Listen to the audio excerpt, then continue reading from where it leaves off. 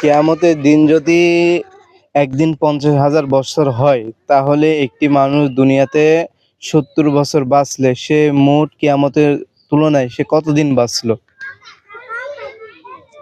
ঠিক আছে, আমি বুঝতে পেরেছি। আপনার প্রশ্নটি হলো, যদি কেয়ামতের একদিন পৃথিবীর 50,000 বছরের সমান হয়, তবে একজন মানুষ পৃথিবীতে 70 বছর বাঁচলে কেয়ামতের তুলনায় সে কতদিন বাঁচল? এখানে হিসাবটি একটু জটিল, তবে আমি আপনাকে একটি ধারণা দিতে পারি।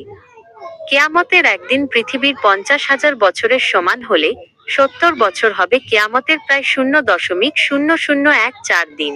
এটা খুবই অল্প সময়, তাই না? তাহলে সে কতক্ষণ বাঁচলো? কয় সেকেন্ড বা কয় মিনিট?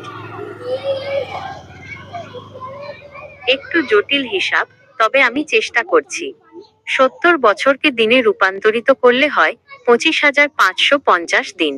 এখন কেয়ামতের একদিন যদি 50,000 বছর হয়, তাহলে কেয়ামতের একদিনে 18,250,000 দিন পৃথিবীর হিসেবে। সুতরাং 25,550 দিন 18,250,000 দিন সমান 0.0014 দিন।